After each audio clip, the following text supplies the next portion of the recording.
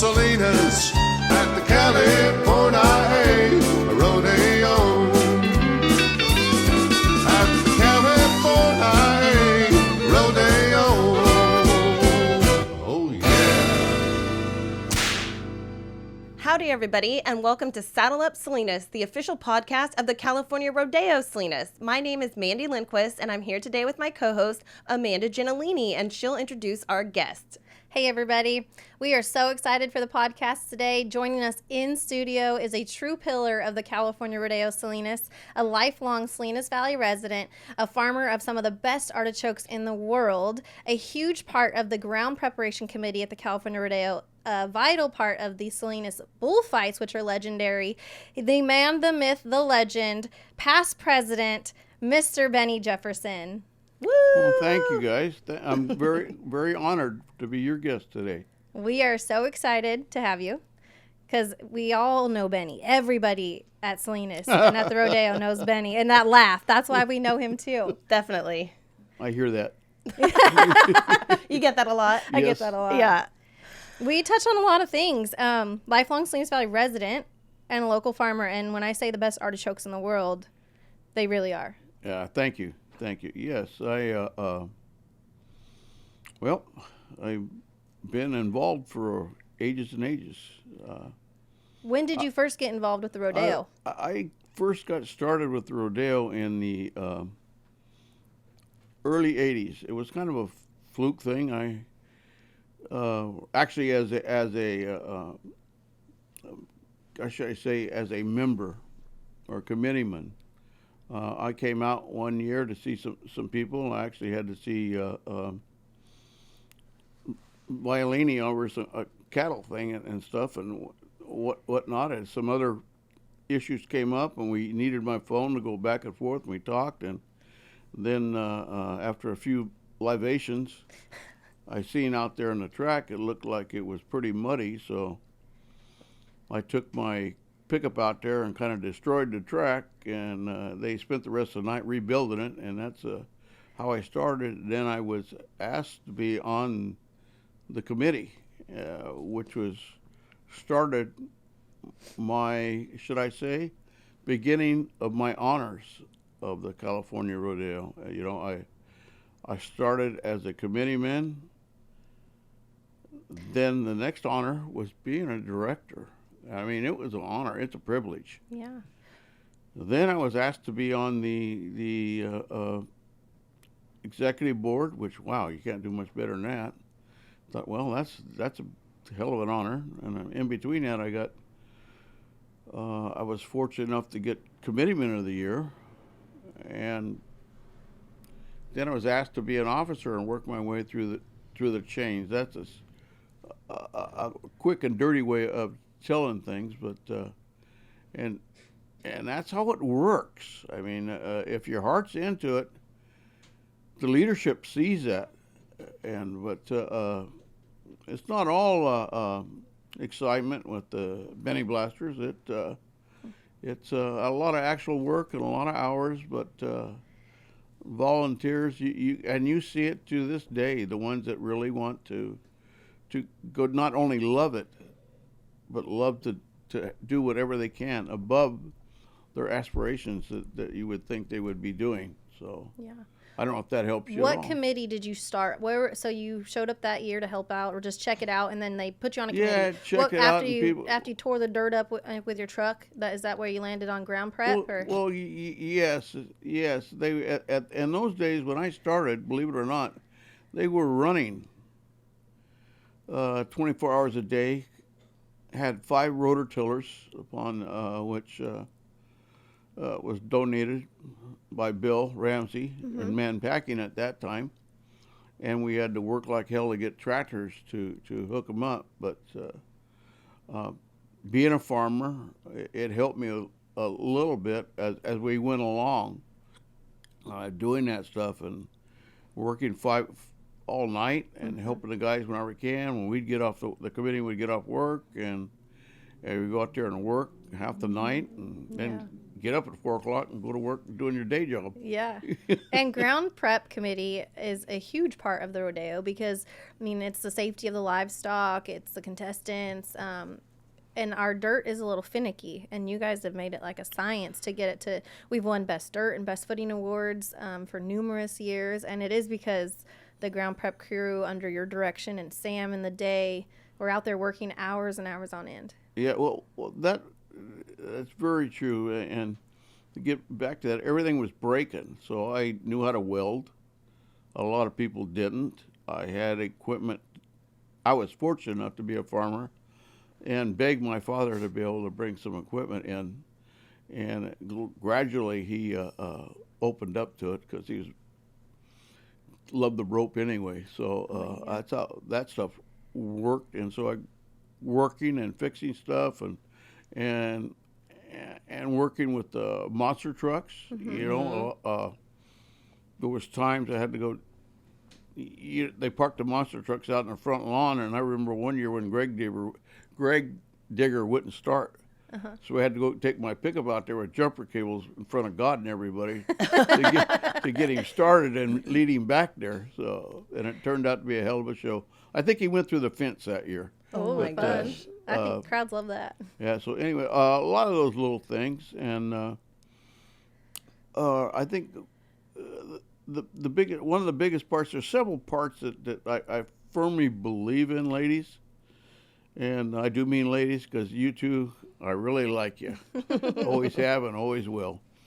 Not like you, love you. Oh, thanks, Benny. We love you too.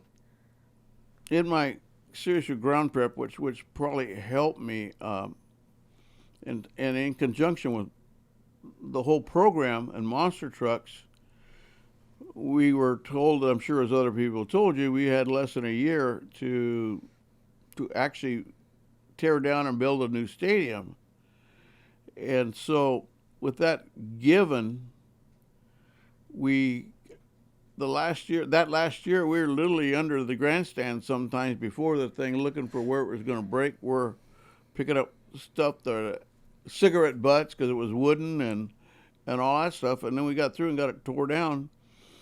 And because I helped bring in dirt and bring in tractors to level it and whatnot. But what happened was there was a big golf course back there and a municipal baseball stadium. And we had to do all this work. So we were literally out there night and day, anytime we had a time, with whatever big tractors I could bring in and whatever I could beg, borrow, and steal to work that ground. And it took a long time, breaking stuff and fixing it. And Valley Fab got to be Valley Fab's favorite person. Yeah.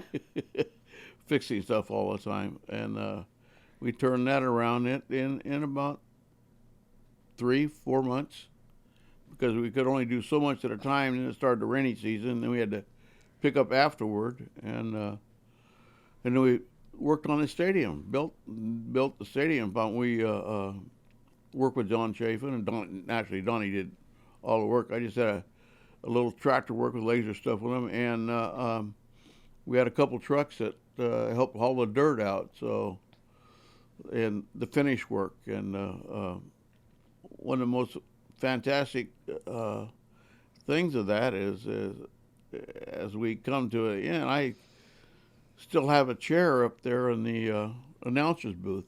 So that's quite accomplishing, and I'm very, very proud of that, among other things. There's not a thing that I've done with the California Rodeo that I haven't been excited about or flat ass enjoyed.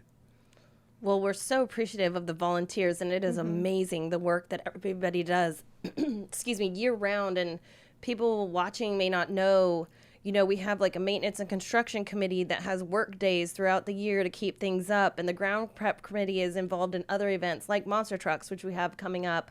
And without the volunteers, I know our rodeo and so many rodeos across the U.S. would not be able to happen.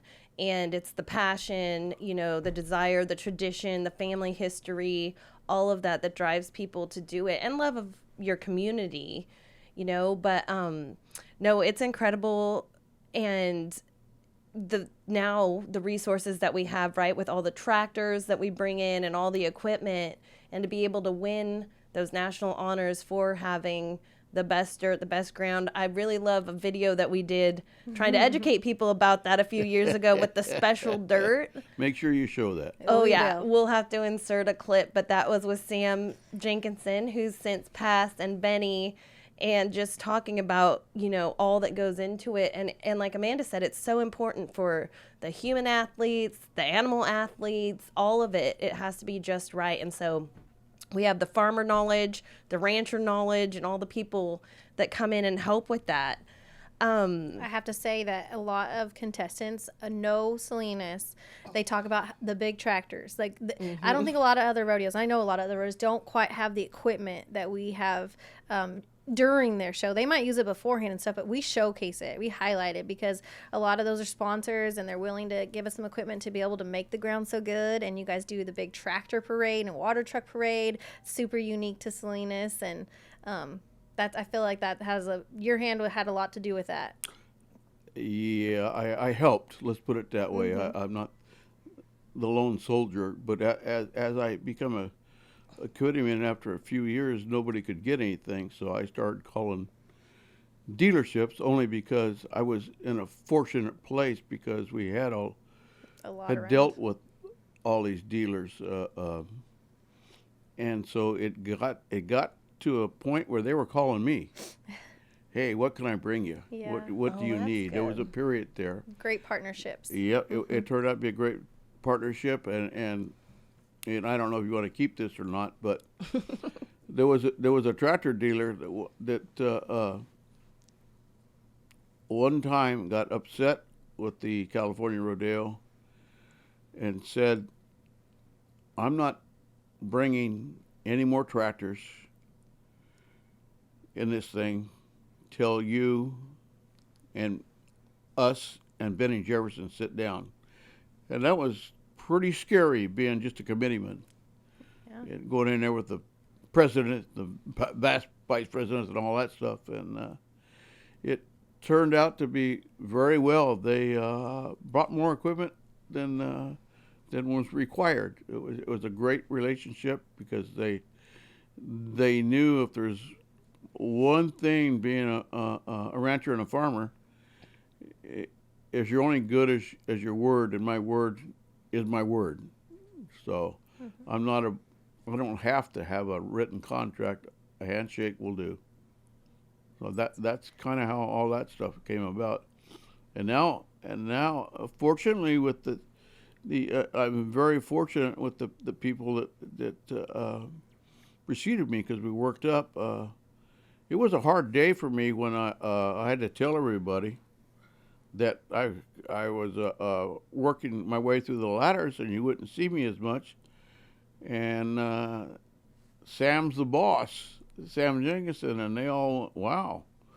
They're all excited and congratulated me, but it was tough. It was tough because, going farther, but knowing what you've done and your compassion for it and whatnot, it hit home pretty hard. Yeah, so sorry. Benny's referring to the fact that in order to move up in our organization, when you be asked to be on the executive committee from a directorship, there's 3 vice presidents, a secretary, a treasurer, and the president. And if you're working your way up to president, it can take you 12 Takes a years potentially. And you have a lot of different meetings, and when the event's going on, you're in charge of other things. So you couldn't be out there on the tractor the whole time. And so you had to turn the reins over to Sam, who did a great job, but I understand that's hard, and I like to see things done my way, and then having someone else do it. But it is a ton of dedication, and you were right behind Craig Andrus, and he was the arena director at one point, so he had to move out of that. And Jim Slayton with the maintenance and construction committee. So everybody kind of leaves their spot that they love in order to learn about every committee in order to lead the organization. So, that's a ton of dedication and a ton of volunteer hours. We appreciate that people love it enough to do that.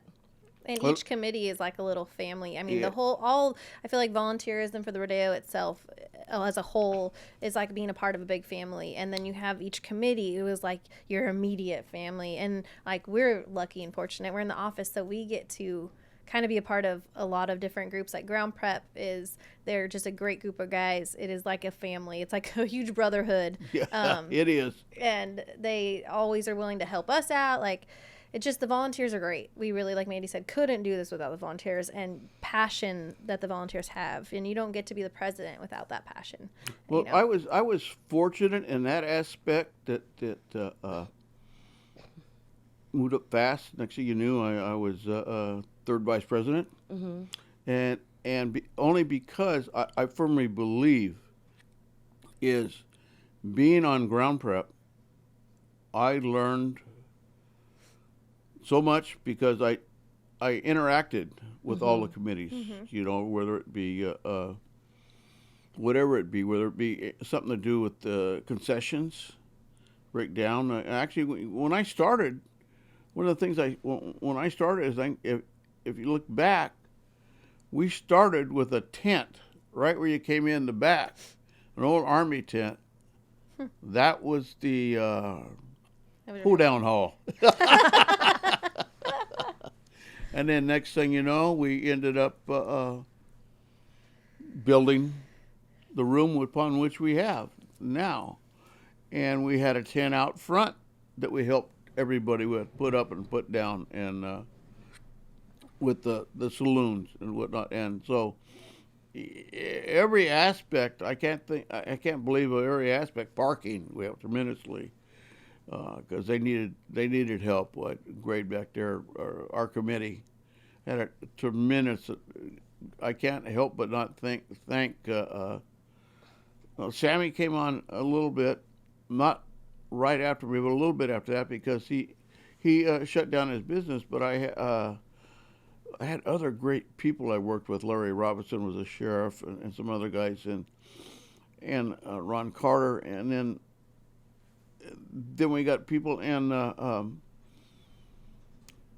Sam's kids and my kids actually grew up out there. Okay, I know it's illegal and whatnot, but we were raised on a farm. I was on a tractor when I was 9 years old, working disking, chiseling, and whatnot. In fact, we bought a tractor one day. Had a case dealer out there. He's looking down there. How is that tractor going around? I know Marty's not here. Well, Benny's on it. Oh shit. Phone book so you can see over the. Yeah, we had not bought that tractor yet, So that sort of thing. So those kids just grew up with us. So they learn between Sammy and Matt and Nick and Martin, and they learn so much from us, and that's how they got to learn all the other aspects of the rodeo. Is Ground Prep is a great. Yeah, and now they're big parts of the rodeo now. Yes. I mean, they've grown into bigger roles there, for sure. Even from the wells going down. Yes. When I first used to have to go down, I used to have to call. I got in a war one time with the guy that was doing it in Alsop. I wanted Alsop to get it done, and they wanted somebody else. But anyway, Alsop got it done, so we had water. Right. Cause, that's important. Yeah. Yeah. No, but they love it, and they're knowledgeable even at a younger age than a lot of people. Yeah. They just know a lot more because they've been out there and they've seen all the different parts of it. So yeah, that's really cool. I was actually going to ask you about the kids growing up. So Ground Prep is a lot of work, and it's a great family. But what about the fun job that you do at the rodeo, the bullfights? Because you are a huge part of the bullfights that are legendary to the rodeo. Yes. You say that. I was there from day one. I remember Matt saying it was drawn on a cocktail napkin. It was drawn on a it was a cocktail napkin, and with Rob Spitz and Warren Whalen. Okay. And with that, I got to meet my good buddies, who I love to have fun with, the Borbas, who had the fighting bulls. And the first year they came, it was kind of a touch and go, learn and as you- forget and try and stay out of the way. They brought a portable pin upon we put up, and we're trying to figure out, and brought something to release the bulls. Another cattle truck that they had that they took to different races, that we could lower them because you don't want to mess with them. There's no doubt about that. And so we did that, and that was with Rob Smits, and I believe it was Ronnie and Donnie Sparks, those two, and we did it, and it was Lawrence Borba and Frank Rocha who did the bulls, and we became friends real fast, so naturally helped them, and that went on for a few years. And then we wanted to make it bigger, so we got a fabulous bull trailer made. Were you part of that design with? I was asked, yes. Yeah. Yes, and it actually turned out better than I thought it was going to do. We've done a lot more modifications from it, but especially the first year when Borba's Bull of the Year in the national finals broke down the front door, and I'm looking at him, he's looking at me, my feet are up in the air, and he stopped about halfway between you and I, and I don't know how he backed up, or I would. That's why I'm still here. Oh my gosh! I'll never forget that as long as. So we fixed that door. In a hurry. Yes. And then we've added hangers over the top of it to set things so, because they were coming over the back and they'd almost flip out, and a few people got a couple trips to the hospital, you might say, fighting them and whatnot, and we added some other stuff, and it's turned out to be what it is, and it's a fabulous bull trailer, and have to thank Valley Fab. They did a miraculous job with that. Was Mike Rainey back then. Oh, okay. Yeah. That's how long ago all this stuff happened, and the reason I did that, because we were doing such a good job, we built that because we wanted to make it bigger. So Bring more bulls and have yes, more bullfighters. more Okay. bullfighters. So it was doing it the right way. We brought from Carmel Valley, Doug Frazani. Doug Dougie. Fazzani. I don't know why. I know him well. He's my boat broke down one time, and he dove under that icy water and put the shaft back together. Oh And my gosh. So that guy, He's tough. those people have no pain resistance. They No fear. no fear. They're immune to Yeah, pain. no fear. Yeah. Running on And adrenaline. whatnot. So anyway, back to that. We made our fourth guy, and we went that way for a year or two, and we said, man, this is good. Look at the people in the stands. And to this day, if you notice, the stands can be pretty damn empty, but when the bullfights come, damn, you look up there, they're pretty damn full, if not full. Yeah. It has, and the growing pains. The next, we got 6 guys, okay, and that's how we got it, and it turned to be a fabulous event. To this day, it's still known around the circuit. Okay.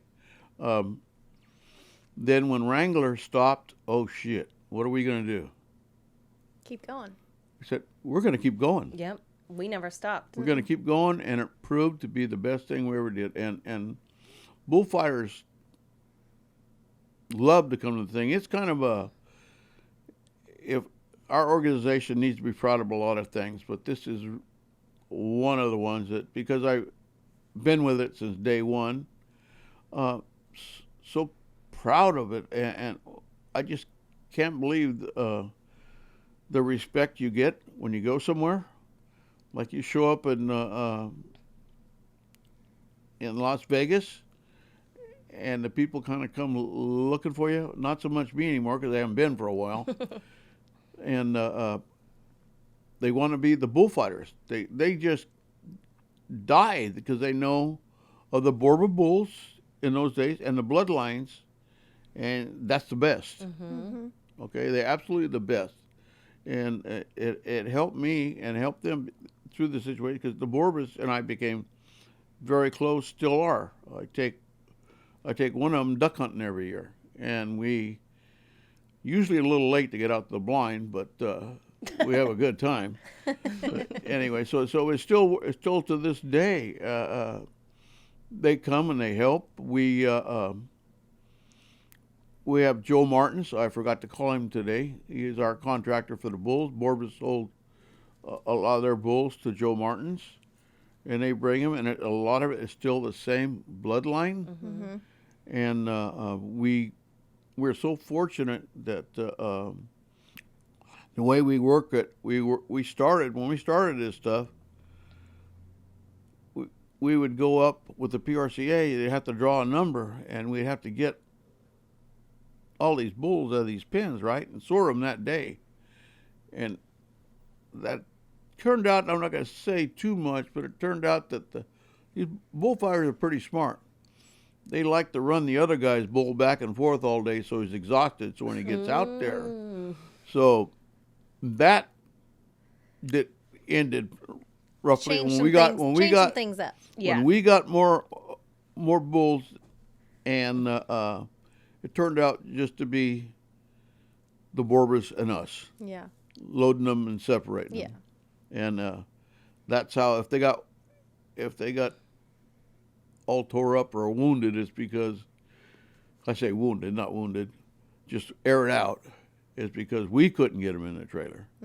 But that's how it worked. And then nowadays we've modernized, and we do a shotgun load, and so it's the way to do it. We had a few years ago we had a tough time. Bullfighters said, "Well, I got a bad draw, this and that." And what cured that is we let one bullfighter pick the pin.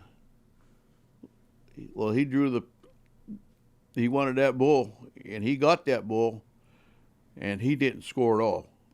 So from then on, you might say we pick the bulls because the Borbas know them, and I don't know well, and we got other people there that work it. So it true from day one through the circuit I've been involved. We drop our names. I forgot to mention. I apologize anymore. We have 6 bullfighters. We rip up the names and put them in a hat and draw the first guy out, and that's going to be his bull for the first day, so they know it. And now I used to have Pam Jenkinson fill it up things, and now you guys have forced me to get it all done the day before. Yep. Because what we used to do is draw, and through Earl Escobar, who used to help run the bulls in with his horses, he gave me a formula that other people use for bull riding, for bullfighting. And so to this day, thank God it's one of the things I haven't forgot. I still have the formula, and I use it, and so. And you've taught Matt and the boys, and I taught Matt, and so I still do that part. Yep. And load the bulls, make sure they get loaded in place right, and then turn out the first bull on Thursday night. Other than that, I'm basically retired.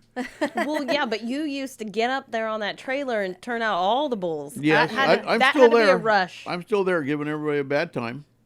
As you should. No, you're pumping them up. Yeah, but Martin. And hey, get that over there, and Martin turns them out now, and kind of like you see, they're all these men. That's what I call kids. Right. Yeah. Are men like you guys are ladies.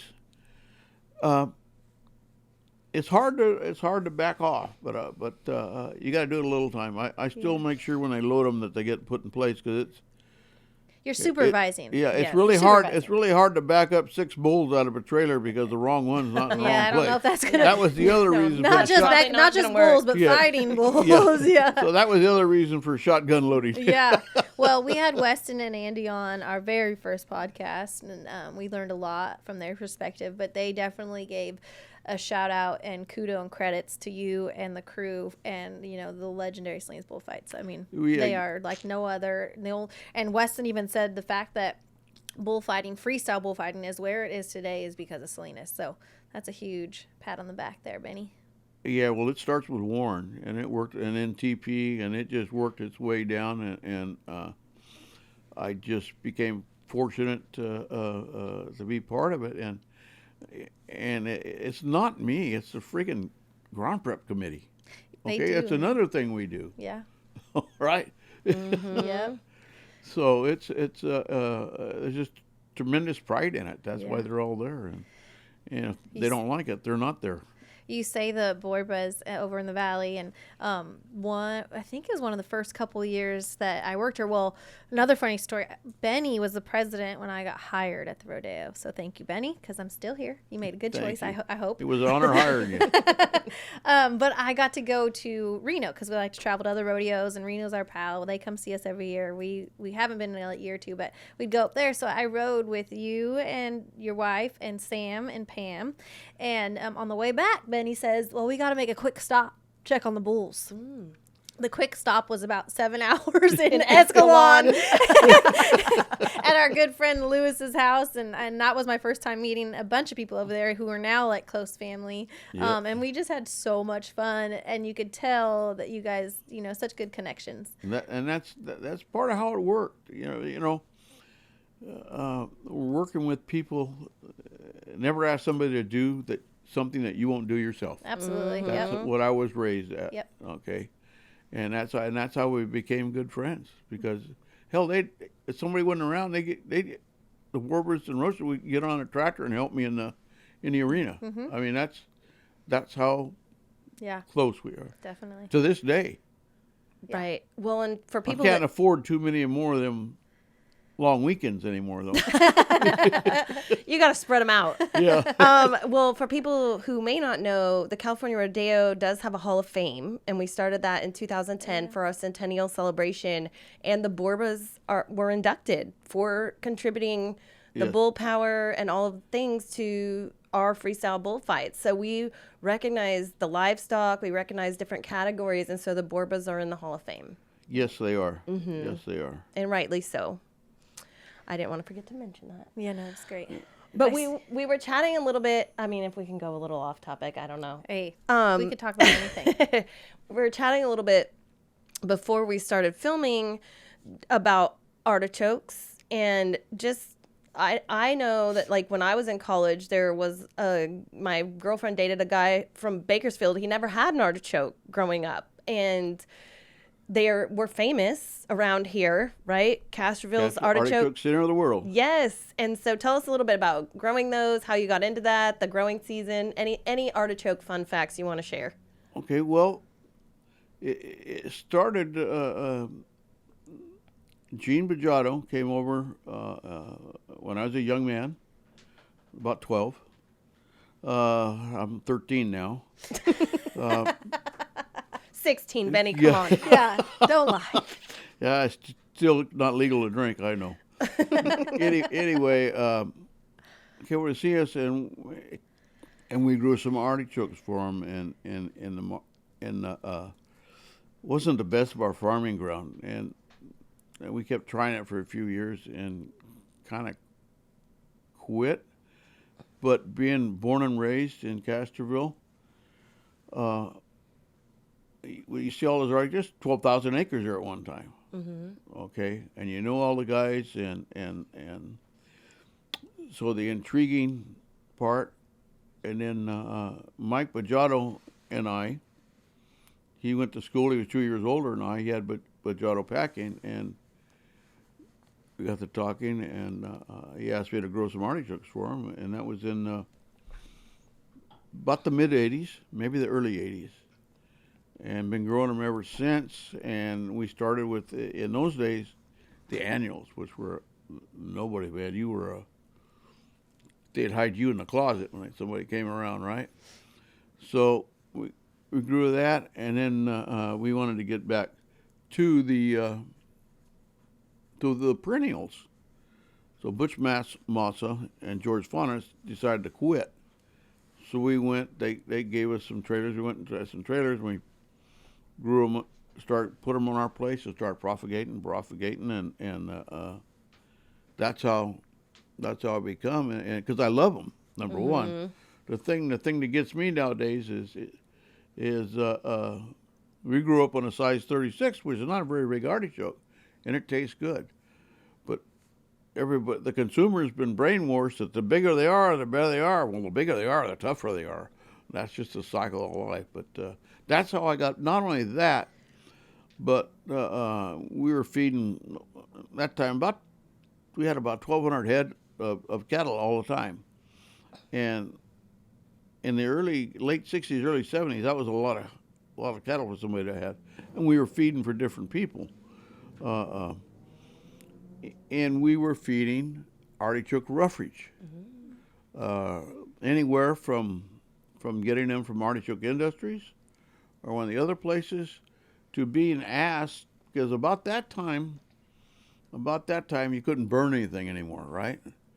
So the artichoke growers came to us, some of them, to see if we could chop their artichokes with one of our choppers and put it in a truck and put it in the feed it that way, and then put it up for silage. And that's that whole cycle. And I love artichokes. I still have one at least one a week, but I don't eat the great big ones. But artichokes, I don't recommend artichoke silage because it is the stinkingest thing there is. People say broccoli stinks, but nothing sticks with you like artichokes. Well, and isn't it true you say the consumer, aren't the uglier, like the damaged-looking artichokes taste better, too, than the perfect ones, right? Well, yeah, especially in frost. Yes. You know? If you get a frost, you'll see scales on an artichoke and peeling off. Oh, that thing's no good. Well, they have been what we call frost-kissed, which gets them a little bit more of a nuttier taste, and they do taste better. Yeah. So with that, Well, how do you like to have your artichokes? Do you dip them in something? I'm still the old-fashioned guy. I like to still boil them and cook them that way, but I do my own marinade sometimes. I do marinate artichokes. The problem with mine is they don't have a long shelf life, mainly because I probably eat most of them. They don't last long. Yeah. What about you? How do you like to eat your artichokes? Mayo or butter. I have another subject on the ground, how we got to be there. Okay. I told you about me going out there in the mud and whatnot. And then, if you remember back, our stadium, our arena, was nothing but a mud pit in the winter. And you talk about people having a dream. Well, after we brought the sand in the arena, which was way too deep, but that's what they wanted at the time. Well, Tom Pittard asked, "Hey, can I get some of that on the track?" And so I drug some of that out, and every year he wanted me to bring more, and we'd bring more every year. I'll never forget the year after we did that. When we built the stadium, they decided that they wanted to turn that into a football field. That's another thing ground prep does, right? Yeah. So originally, Warren and Ron Clements, Ron was president at the time, were out there one Saturday when I had our laser guy out there. He says, "No, I want a little more this way and that way." So I told our tractor driver that, and his methodology and his language were a little bit different than mine. And then finally, we wanted to slope to it, but it kept getting flatter. Well, he misunderstood me, so he was making it flatter. So we got the comment. Then we had to start all over and make that section because you had the football field. You had the peak of the football field, so we had to go that. So we had to make that, and then we were so happy with that. And I brought the sand that I had stockpiled back in, and then I hauled 200 loads back in there, all with a couple loads. And Brandon Curley brought a few loads in for me, which made it big. And that was part of our showcase. And like I say, I just kept bringing more dirt in, more sand in. I'd bring 10 loads here, 5 loads there, whatever I could. Long story short, we have a year-round arena. If it dries a couple days, if now you can get in the back. We used to have holes from the old days when I was still 12. This was a big local event, so horses would come. You'd put your horse. You had your seat. Then people would park their horses right behind that. Then we had another mound where horses would be on top of that, so everybody could watch the rodeo, Yeah. North and south. All the roping commodity. We were all down in the north end. So, and it was a mud. You couldn't get in there all winter. It was shut down. We couldn't do anything. So my dream was to fill everything in the front and the back end, and now you can get in there all winter.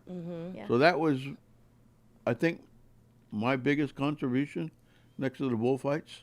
And the I ground love it improvement because of the grounds and Yep. the ground itself. Yep. Yeah, I mean, definitely. we had all the way around the track from the horse races and whatnot. You know, it was quite an accomplishment, I think. Quite a feat for sure. And I think some people don't realize, and it's different for every rodeo association, but we run and manage the grounds year round where we are. We're on a lease with the city, but we run those grounds and take care of them and are responsible. And you don't need people going back there and getting stuck in the mud, and you want to be able to use it. Yep. You know, because our weather's fairly mild unless it rains many days in a row. You know, so that's another example of year-round work, and that you got us there to where we can use it all the time. So Well, that's that also keeps ground prep working year-round. Keep out of right? trouble. Yeah. So you were president from 2012 to 2013. What were some of your favorite parts about being the president of the California Rodeo? God, there's so many. I really can't give you a favorite one other than being so proud of the California Rodeo. Everywhere we went, people look at us. You know, as a group, there's the California Rodeo. They're saying, you know, and to that, and representing the California Rodeo everywhere we went. So there's not one single, especially Omaha. Oh, that was There was fun. some really good times there, and we met a lot of people. And go to Reno, Las Vegas, or whatnot. You get to know everybody, and it, as we said before, the committees and everybody becomes a family. Well, you and other rodeos become a family, Yeah. and when you see each other, it's a big hug. And I haven't seen you for a long time. And how's it going? And working with ARC and the good times we had there, expressing our should I say disappointments with their stuff, and giving our point of view upon which they wanted to hear. Or they say they did. Yeah, so Yeah, the so we'll take- Association of Rodeo Committees allows the committees to have Yep. kind of, you know, a united voice and to present Yep. things to the PRCA and to try to just better the whole industry. And I thought it was cool. We would go visit. A lot of committees go visit other committees to learn and, Yes. you know, enjoy our friendships, but also learn and see how everybody is doing different things. And rodeo, the industry is so quick to share what will benefit everyone. And then we'd get back from, say, Austin or these other rodeos that we visited, and Benny would send them all a case of artichokes. Yep. And they loved it. I was at the Yeah. UPS office a lot. Yeah. Yes. When Benny was president, shipped those artichokes. Yeah. But they loved them. I mean, Yeah, I that always And had it's unique. I always had you unique. ladies have somebody to ship some artichokes Yep. off, and Yeah. that's how we come really, because we're getting really good in Texas there. Yeah. Yeah.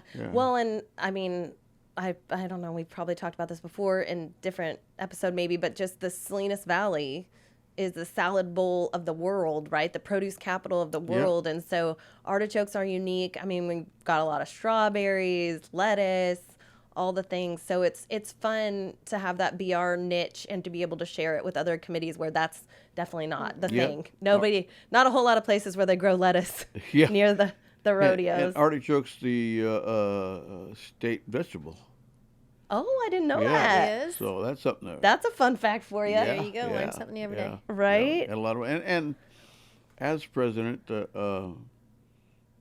I think, if you can believe this, I mean, I loved it. I loved everywhere we went, all the different rodeos, getting to meet them. I got invited into a couple pre-show meetings with different people because they got to know me and know who I was and whatnot, and the clowns would be in there and say hi and whatnot because they got to know them through different It's things. a small and industry. so that was always a great deal, admiration. But I think, and this is kind of the tail end of it, because I loved every aspect of it. I loved giving the Golden Saddleman Awards. I loved working with the Queen and the Sweetheart thing. I just loved that. I think they've done a great job with that, a great job, and I really miss it. I really miss it because that was something that people worked very hard on, and they should be patted on the back. And so anyway, I love that aspect, but getting to what I think was a little emotional here. My proudest part was when I gave my wife her president's gift when I was all over. I'm shaking here, but That's so Yeah, sweet, that's and so we love Donna heartfelt. too. But it's because you guys, the officers, spend a lot of time away from their family, at meetings and doing all the things at your own expense. And your support system at home is important. And I Oh, love. yes. What was the gift? What did you choose to give her? Was it a necklace? yes, Yeah. Okay. yes, Yeah. and It's- she it- loves it. yeah. And she loves it. I believe. I think it's a But- great tradition to do that, to Yeah. honor the significant other, because it's a group. It takes a village. Yeah. Yes. Yeah. It doesn't take a village in our organization. It takes a city. Yeah. Exactly. But yeah, had to be my proudest moment because of all the work that the wives and their fellow officers and committeemen's wives do that volunteer to help you behind the scenes Yeah. that nobody knows about Absolutely. Yeah. or hears about. Yeah. So they need a great boy howdy. Yeah. That was sweet. Yeah, we Yeah. love Donna. She was great. Yeah. She is great. She still helps out if we need something. She's helped with different events, like with flowers and things. Yes, and she still does. she's Yeah. wonderful. Yeah. Yeah. That's a great memory. Is there anything else that we haven't touched on that you wanted to talk about? No.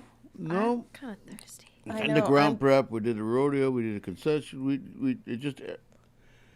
it just, I think we touched on a lot of stuff, but that's why the condition we keep our rodeo, thanks to many, many people besides ground prep, but ground prep does the grounds and the track, and I feel that we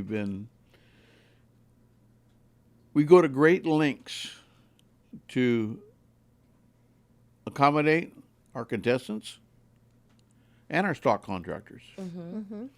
Okay, and that has led to be a great partnership. And so, with that, that's why I'm very proud every time I hear we get best footing or best grounds or whatnot. And it's because of all the work that everybody does.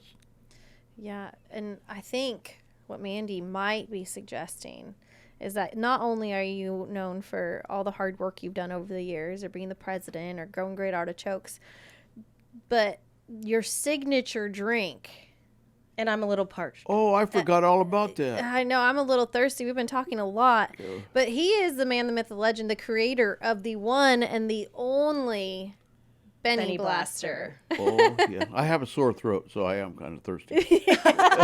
Well, I think we should. We have all the stuff here, and so was it 2021? We were the tour finale host for the Correct. PRCA tour finale, and they were doing a rodeo live show. They had the truck out there, and they were asking us for interview ideas, and they said, "Do you have any like signature food or beverages?" And we're like, Got you. Yeah. So we're on stage, national. I think at that point was it? It was the Cowboy Channel. Cowboy Channel, nationally. and we're making Benny Blasters, which I think we're gonna do here today. Yeah. And for years, people still tell me, "Oh yeah, you were making those drinks on TV." They're very, Yeah. Well known. very masculine. They're pink. Yeah. Pink. This is Yeah. Benny's signature Oh drink. no! Yeah. Oh no! Our ice is. Oh, there we go.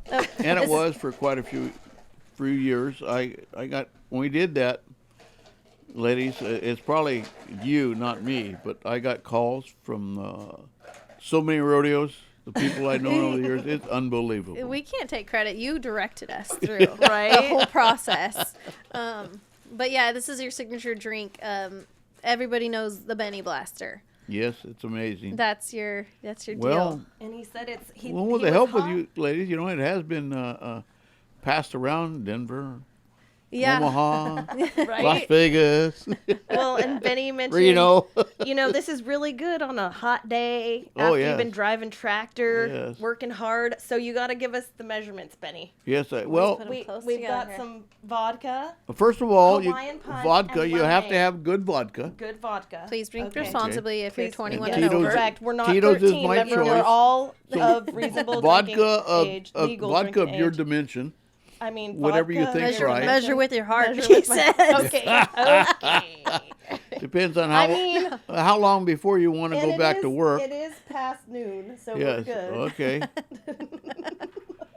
We're moving right along. You're looking good so Okay, far. what do This you is do my next? memory. Next what do you is do next? next is pink lemonade. Okay. And you I'm pretty can't. sure you told me a third. Is Yeah, that I used to, but now I'd say leave a little more than a third. okay? Yeah. Okay, We're, okay. we're And I pacing did say a ourselves. third and a third. That's how people learn to drink it. Oh, okay. And then, It's a rite of passage. yep, Okay, and then some Hawaiian Hawaiian punch. punch, which sometimes it's hard to find. Yes. The traditional. Yes, because now you got to buy a gallon of it. So Right. we just have. We're not just- drinking all of this No, today. don't folks. worry. It turns out you just have to stay longer someplace now because you got a bigger bottle. More? Keep going. Oh, keep going. Okay. Okay, perfect, I'm a pro. and Look perfect. at you. Oh, that one got a little splashy. Sorry. It's still All right, perfect. I'm going to stand up and reach this over to Still you, Benny. perfect. Okay. Here you go.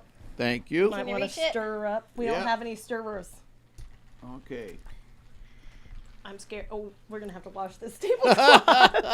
You just gotta mix it up. Yeah, a little There you go. cowboy mixer. Yep, cowboy mixer. Yep. We That just works. rough it. This make is it the work. legendary Benny Blaster. Yes. And I don't know what else to say about it.